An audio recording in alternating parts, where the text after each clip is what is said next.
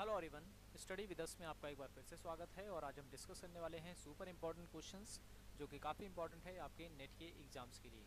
अगर आप तैयारी कर रहे हैं यूजीसी नेट पेपर 1 के लिए तो आप जो है हमारी पहले की वीडियोस को देख सकते हैं। एनटीए नेट पेपर 1 के नाम से हमारी एक अलग सी प्लेलिस्ट है जहाँ पर आपको जो है अलग से पेपर 1 से रिलेटेड सभी वीडियोज़ मिल जाएंगी। तो चलिए, वीडियो पसंद आए तो लाइक करें और चैनल को सब्सक्राइब नहीं किया तो ज़रूर कर लें ताकि ऐसी वीडियोज़ की नोटिफिकेशन आपको मिलते रहे। तो पहला जो आज का सवाल है वो ये है कि निम्न में से कौन सा शिक्षण का मनोवैज्ञानिक सिद्धांत है। ठीक है, मनोवैज्ञानिक सिद्धांत है। तो इसका जो सही आंसर हो जाएगा वो हो जाएगा मनोरंजन का सिद्धांत। ठीक है, मनोरंजन का सिद्धांत जो है ये मनोवैज्ञानिक सिद्धांत के अंतर्गत आता है। और भी कई सारे सिद्धांत आते हैं जैसे कि परबलन का सिद्धांत हो गया।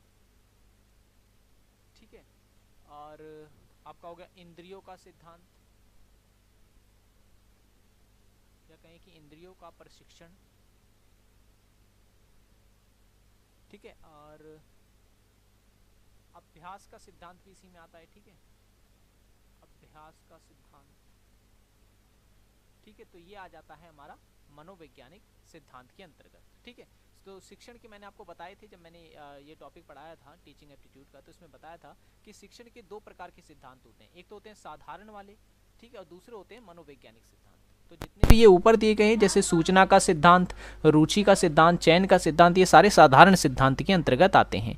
जबकि ये जो हैं ये जो मैंने अभी बताए हैं ये मनोवैज्ञानिक सिद्धांत है शिक्षण की।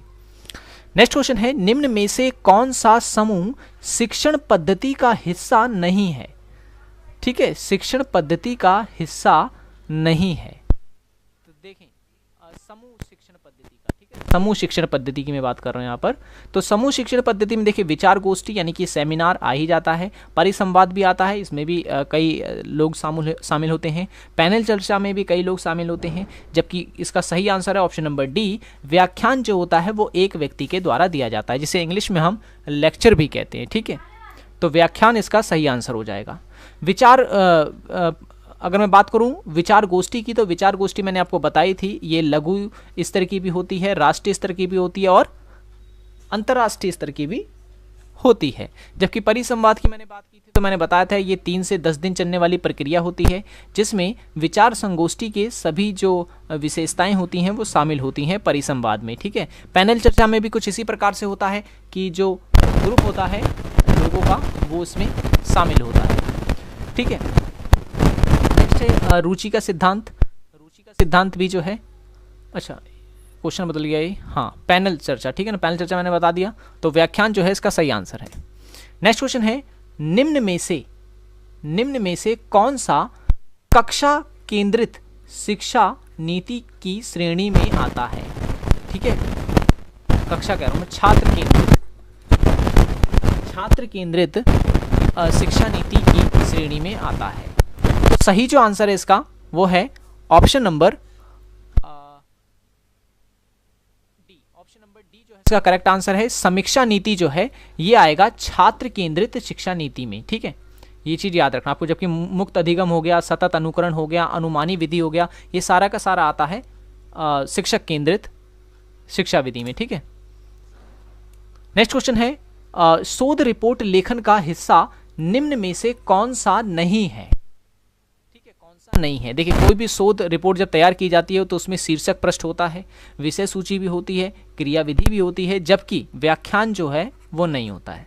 तो सही आंसर क्या हो गया इसमें हमारा, ऑप्शन नंबर डी जो है इसका करेक्ट आंसर हो जाएगा। ठीक है, ऑप्शन नंबर डी, ये आपको इसमें जो है याद रखना है।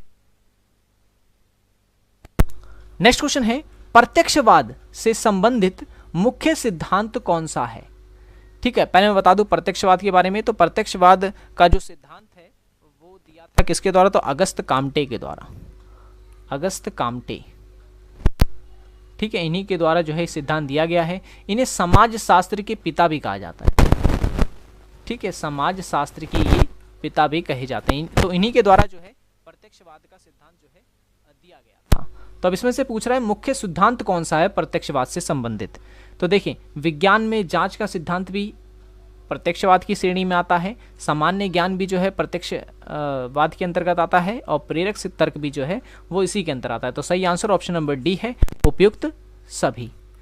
ठीक है, उपयुक्त सभी जो है इसका करेक्ट आंसर हो जाएगा।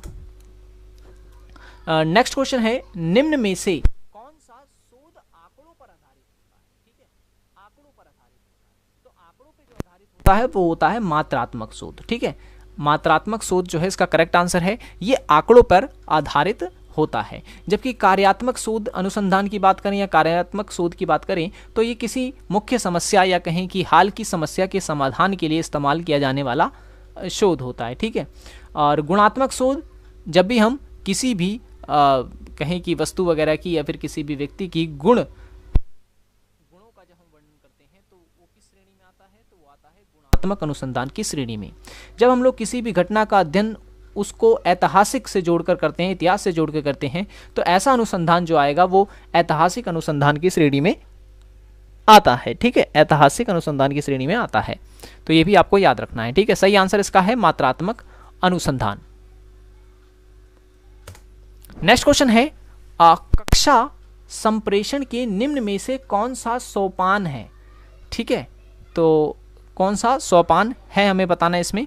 तो देखें, शिक्षार्थी में रुचि पैदा करना ये भी है। ठीक है, और विषय वस्तु को संगठित करना ये भी आएगा इसमें। ठीक है, और उद्देश्यों के अनुरूप पुनरावलोकन भी सही है। तो उपयुक्त सभी जो है हमारा सही आंसर है, उपयुक्त सभी इसका करेक्ट आंसर हो जाएगा। ठीक है, और एक और होता है, आपको याद रखना है प्रतिपुष्टि।